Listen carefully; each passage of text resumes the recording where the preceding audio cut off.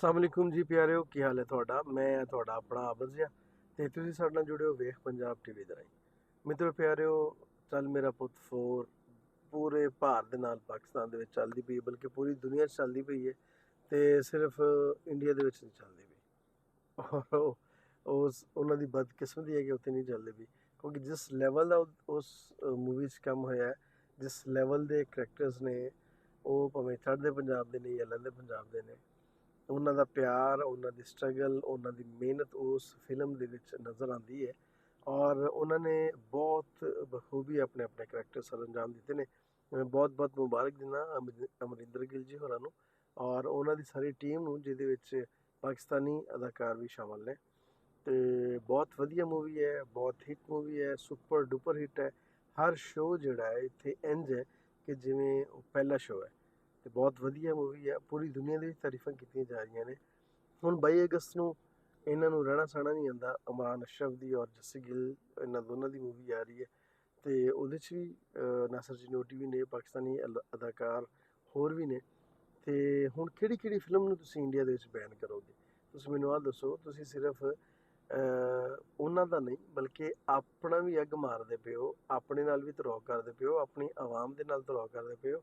ਉਹ ਕੈਸੇ ਬੰਦੇ ਹੋ ਯਾਰ ਤੁਸੀਂ ਅਗਰ ਕਿਸੇ ਮੂਵੀ ਨੂੰ ਨਹੀਂ ਚਲਾਉਣਾ, ਤੁਸੀਂ ਅਗਰ ਤੁਹਾਨੂੰ ਕਿਸੇ ਦੇ ਨਾਲ ਕੋਈ ਇਖਤਲਾਫ ਹੈ ਤੇ ਯਾਰ ਤੁਸੀਂ ਕਮ ਅਜ਼ ਕਮ ਉਹ ਇਖਤਲਾਫਾਤ ਜਿਹੜੇ ਨੇ ਉਹ ਗੱਲ ਕੀਤਿਆਂ ਦੂਰ ਹੁੰਦੇ ਨੇ। ਤੁਸੀਂ ਗੱਲ ਕਰੋ, ਆਪਣਾ ਪੁਆਇੰਟ ਆਫ ਵਿਊ ਰੱਖੋ ਕਿ ਆ ਇੰਜ ਨਹੀਂ ਹੋਣਾ ਚਾਹੀਦਾ ਸੀ, ਕਿਉਂਕਿ ਜਿਹੜੀ ਮੂਵੀਜ਼ ਉਸ ਤੋਂ ਪਹਿਲੇ ਇਸ ਵਾਰਤਾ ਤੋਂ ਜਿਹੜੀ ਜੰਗ ਲੱਗੀ ਪਿਛਲੇ ਦਿਨਾਂ 'ਚ, ਉਸ ਤੋਂ ਪਹਿਲੇ ਜਿਹੜੀ ਮੂਵੀਜ਼ ਕੰਪਲੀਟ ਹੋ ਚੁੱਕੀਆਂ ਸੀ, ਤੁਹਾਨੂੰ ਆਪਣਾ ਨੁਕਸਾਨ ਨਹੀਂ ਕਰਨਾ ਚਾਹੀਦਾ ਸੀ। ਸੈਂਸਰ ਬੋਰਡ ਨੇ ਨੁਕਸਾਨ ਕੀਤਾ, ਉਹਨਾਂ ਦੀ ਇੰਡਸਟਰੀ ਨੇ ਨੁਕਸਾਨ ਕੀਤਾ ਆਪਣਾ, ਕਿ ਉਹਨਾਂ ਨੂੰ ਆਹ ਚਾਹੀਦਾ ਸੀ ਕਿ ਜਿਹੜੀਆਂ ਫਿਲਮਾਂ ਬਣ ਚੁੱਕੀਆਂ ਨੇ ਕਮ ਸੇ ਕਮ ਉਹ ਲੱਗ ਲੈਣ ਦਿੰਦੇ।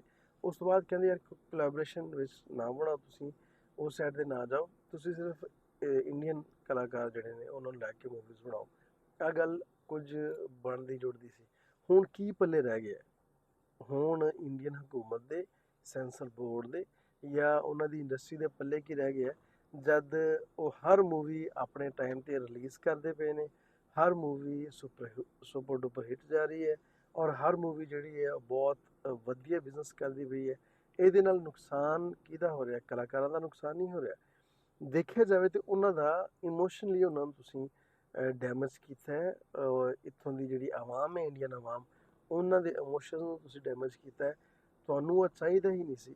ਦੇਖੋ, ਅਦਾਕਾਰ ਜਿਹੜਾ ਕਲਾਕਾਰ ਹੈ ਉਹ ਸਾਂਝਾ ਹੁੰਦਾ ਹੈ ਤੇ ਉਹ ਸਾਂਝੇ ਅਦਾਕਾਰ ਦੀ ਜਾਂ ਸਾਂਝੇ ਬੰਦੇ ਦੀ ਗੱਲ ਦਾ ਗੁੱਸਾ ਵੀ ਨਹੀਂ ਕਰੀਦਾ ਹੁੰਦਾ। ਕਿਸੇ ਟਾਈਮ ਬੈਠਾ ਉਹਨੇ ਜਜ਼ਬਾਤ 'ਚ ਕੋਈ ਗੱਲ ਕਹਿਤੀ ਹੈ, ਉਹ ਚਲੋ ਹੋ ਗਿਆ ਉਹਦੇ ਕੋਲੋਂ, ਲੇਕਿਨ ਉਹਦਾ ਜਿਹੜਾ ਅਜ਼ਾਲਾ ਉਹ ਨਾ ਤੇ ਸਾਰੀ ਇੰਡਸਟਰੀ ਨੂੰ ਭਰਨਾ ਚਾਹੀਦਾ ਹੈ, ਨਾ ਬਾਕੀ ਸਾਰੇ ਕਲਾਕਾਰਾਂ ਨੂੰ, ਨਾ ਸਾਰੇ ਲਹਿੰਦੇ ਪੰਜਾਬ ਨੂੰ ਜਾਂ ਸਾਰੇ ਚੜ੍ਹਦੇ ਪੰਜਾਬ ਨੂੰ। ਤੇ ਅਕਲ ਦੇ ਨੱਕ ਲੈਣੇ ਚਾਹੀਦੇ ਨੇ। ਕਹਿੰਦੇ ਨੇ ਕਿ ਜਦੋਂ ਅਕਲ ਤੇ ਪਰਦੇ ਪੈ ਜਾਣਾ ਫਿਰ ਗਲਤ ਫੈਸਲੇ ਹੁੰਦੇ ਨੇ। ਹਜੇ ਵੀ ਮੈਂ ਕਹਿੰਦਾ ਕਿ ਉਹਨਾਂ ਨੂੰ ਚਾਹੀਦਾ ਹੈ ਕਿ ਜੱਸੀ ਗਿੱਲ ਦੀ 22 ਅਗਸਤ ਨੂੰ ਮੂਵੀ ਆਉਣੀ ਹੈ, ਉਦੋਂ ਤੱਕ ਆਪਣੇ ਮਾਮਲਾਤ ਸੋਲਵ ਕਰ ਲੈਣ, ਕਿਸੇ ਨੂੰ ਵਿੱਚ ਪਾ ਕੇ ਆਪਦੀ ਇੱਜ਼ਤ ਬਚਾ ਲੈਣ ਔਰ ਮੂਵੀ ਨੂੰ ਉੱਥੇ ਰਿਲੀਜ਼ ਕਰ ਲੈਣ। ਉਹ ਚੰਗੇ ਰਹਿ ਜਾਣਗੇ, ਕਿਉਂਕਿ ਮੂਵੀ ਉਹ ਵੀ ਬੜੀ ਸੁਪਰ ਹਿੱਟ ਜਾਣੀ ਹੈ। ਤਾਂ ਤੁਸੀਂ ਯਾਦ ਰੱਖਣਾ, ਜਿਹੜੀ ਵੀ ਕੋਲੈਬੋਰੇਸ਼ਨ ਦੇ ਨਾਲ ਮੂਵੀਜ਼ ਹੁਣ ਤੱਕ ਬਣੀਆਂ ਨੇ ਪੰਜਾਬੀ, ਤੁਸੀਂ ਮੈਨੂੰ ਕੋਈ ਇੱਕ ਫਲॉप ਮੂਵੀ ਦਿਖਾ ਦਿਓ। ਸਾਰੀਆਂ ਹਿੱਟ ਮੂਵੀਜ਼ ਨੇ ਔਰ ਸਾਰੀਆਂ 'ਚ ਬਹੁਤ ਕੰਮ ਕੀਤਾ ਹੈ, ਕਿਉਂਕਿ ਉਹਨਾਂ ਕੋਲ ਮਾਰਜਨ ਹੁੰਦਾ ਹੈ ਕੰਮ ਕਰਨ ਦਾ। ਹਾਲਾਂਕਿ 8 10 12 ਮੇਨ ਕਰੈਕਟਰਸ ਹੁੰਦੇ ਨੇ, ਉਸ ਦੇ ਬਾਵਜੂਦ ਉਹਨੂੰ ਡਿਜ਼ਾਈਨ ਇਸ ਕਿਸਮ ਦਾ ਕੀਤਾ ਜਾਂਦਾ ਹੈ ਮੂਵੀ ਨੂੰ ਕਿ ਹਰ ਕਲਾਕਾਰ ਨੂੰ ਆਪਣੇ ਫਨ ਦਾ ਮੁਜ਼ਾਹਰਾ ਕਰਨ ਦਾ ਉਹਦੇ ਕੋਲ ਮਾਰਜਨ ਹੁੰਦਾ ਹੈ। ਉਹ ਭਰਪੂਰ ਪਰਫਾਰਮ ਕਰਦੇ ਨੇ ਔਰ ਮੈਂ ਸਮਝਦਾ ਕਿ ਇੰਡੀਅਨ ਹਕੂਮਤ ਇੱਕ ਦਫਾ ਫਿਰ ਗਲਤੀ ਕਰਦੀ ਪਈ ਹੈ ਕਿ ਉਹਨਾਂ ਨੇ ਚੱਲ ਮੇਰਾ ਪੁੱਤ 4 ਜਿਹੜੀ ਹੈ ਉਹ ਵੀ ਉੱਥੇ ਰਿਲੀਜ਼ ਨਹੀਂ ਕੀਤੀ। ਹੁਣ ਅੱਗੇ ਇਹਨਾਂ ਨੂੰ ਰਹਿਣਾ ਸਹਿਣਾ ਨਹੀਂ ਆਉਂਦਾ।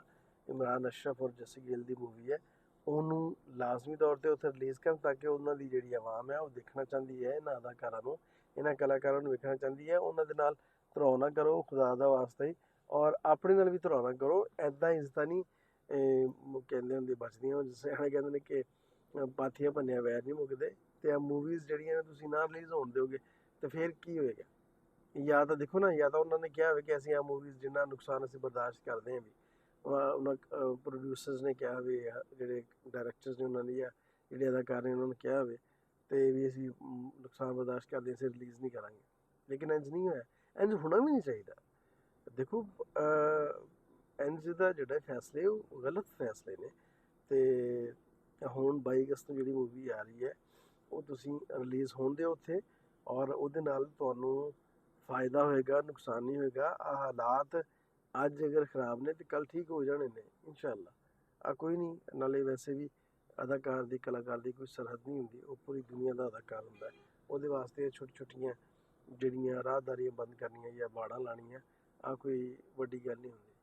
ਤੇ ਇਹਦੇ ਦਾ ਨਜ਼ਰਸਾਨੀ ਕਰੋ। ਮੋਦੀ ਸਾਹਿਬ ਤੁਸੀਂ ਬਹੁਤ ਜਿਹੜਾ ਨਾ ਉਹ ਨਫ਼ਰਤ ਦਿਲ 'ਚ ਭਰੀ ਬੈਠੇ ਹੋ, ਨਫ਼ਰਤ ਨੂੰ ਕੱਢੋ। ਮੁਹੱਬਤ ਦੀ ਰੱਬ, ਤੁਸੀਂ ਉੱਦਾਂ ਭਗਵਾਨ ਦੀ ਬੜੀ ਪੂਜਾ ਕਰਦੇ ਹੋ, ਬੜੇ ਮਾਨੀ ਹੋ, ਤੇ ਕਿਹੜੇ ਭਗਵਾਨ ਨੇ, ਕਿਹੜੇ ਕ੍ਰਿਸ਼ਨ ਨੇ, ਜਾਂ ਕਿਹੜੇ ਜਨਾਬ ਤੁਹਾਡੇ ਕਿਸੇ ਵੀ ਕਾਲੀ ਮਾਤਾ ਨੇ ਆ ਆਖਿਆ ਕਿ ਜਨਾਬ ਨਫ਼ਰਤਾਂ ਫੈਲਾਓ? ਨਫ਼ਰਤ ਨਹੀਂ ਹੋਣੀ ਚਾਹੀਦੀ, ਜੰਗਾਂ ਨਹੀਂ ਹੋਣੀ ਚਾਹੀਦੀਆਂ। ਪਿਆਰ ਮੁਹੱਬਤ ਨਾਲ ਫੈਸਲੇ ਕਰੀਦੇ ਹੁੰਦੇ ਆ, ਪਿਆਰ ਮੁਹੱਬਤ ਨਾਲ ਮਾਮਲੇ ਹੱਲ ਕਰੀਦੇ ਹੁੰਦੇ ਆ। ਸਰਕਾਰ ਐਵੇਂ ਜਿਹੜਾ ਉਹ ਗੱਲ ਨੂੰ ਵਾਧਾ ਨਹੀਂ ਦੇਦਾ, ਗੱਲ ਨੂੰ ਵਧਾਈਦਾ ਨਹੀਂ ਹੁੰਦਾ। ਤੇ ਇਹਨੂੰ ਜ਼ਰਾ ਵਧੀਆ ਜਿਹਾ ਲੈ ਕੇ ਚੱਲੋ। ਆਪਣੀ ਜ਼ਿੰਦਗੀ ਪਤਾ ਨਹੀਂ ਅੱਜ ਖ਼ਤਮ ਹੋ ਜਾਣੀ ਹੈ, ਕੱਲ੍ਹ ਖ਼ਤਮ ਹੋ ਜਾਣੀ ਹੈ, ਕਿਹੜਾ ਆਖਰੀ ਸਾਹ ਹੈ, ਤੇ ਇਹਨੂੰ ਨਾ ਵਧੀਆ ਬਣਾ ਕੇ ਜਾਣਾ ਚਾਹੀਦਾ। ਇੰਝ ਦੇ ਮਾਮਲਾਤ ਨਹੀਂ ਹੋਣੇ ਚਾਹੀਦੇ ਕਿ ਲੋਕ ਕਹਿਣ ਚੰਗਾ ਹੋਇਆ ਜਾਨ ਛੁੱਟੀ, ਹੈ ਨਾ। ਤੇ ਇਸ ਵਾਸਤੇ ਤੁਸੀਂ ਬਹੁਤ ਸਮਝਦਾਰ ਆਦਮੀ ਹੋ, ਬਹੁਤ ਅੱਛੇ ਕੰਮ ਕਰਦੇ ਪਏ ਹੋ। ਬਾਕੀ ਵੀ ਆ ਵੀ ਜ਼ਰਾ ਵਧੀਆ ਕੰਮ ਕਰ ਲਓ ਤਾਂ ਜੇ ਕਲਾਕਾਰਾਂ ਦੇ ਸੀਨੇ 'ਚ ਵੀ ਠੰਡ ਪਵੇ, ਲੋਕਾਂ ਦੇ ਸੀਨੇ 'ਚ ਵੀ ਠੰਡ ਪਵੇ, ਪੰਜਾਬ ਦੇ ਸੀਨੇ 'ਚ ਵੀ ਠੰਡ ਪਵੇ। ਤੁਸੀਂ ਬਹੁਤ ਤੜਫਾ ਲਿਆ ਪੰਜਾਬ ਨੂੰ, ਬਹੁਤ ਅੱਗਾਂ ਲਾ ਲਈਆਂ ਸਰਕਾਰ। ਹੁਣ ਜ਼ਰਾ ਜਿਹੜਾ ਨਾ ਥੋੜ੍ਹਾ ਜਿਹਾ ਸਾਹ ਲੈ ਲਓ ਤੇ ਠੰਡ ਪਾਓ, ਵਧੀਆ ਕੰਮ ਕਰੋ, ਤਾਂ ਕਿ ਤੁਹਾਨੂੰ ਜਿਹੜਾ ਬਾਅਦ ਵਿੱਚ ਜਿਹੜਾ ਹੈ ਉਹ ਤੁਹਾਡੇ ਨਾਲ ਜੋ ਹੋਣੀ ਹੈ ਨਾ ਉਹ ਤੋਂ ਪਰਹੇਜ਼ ਹੋਵੇ, ਕੋਈ ਨਾ ਕੋਈ ਉਹਦੇ 'ਚ ਰਾਹਤ ਹੋ ਸਕੇ। ਆਪਣਾ ਬਹੁਤ ਜ਼ਿਆਦਾ ਖਿਆਲ ਰੱਖਿਆ ਜੀ। ਜਿਉਂਦੇ ਵਸੋ ਤੇ ਖਿੜ ਖਿੜ ਹੱਸੋ। ਰੱਬ ਰੱਖ।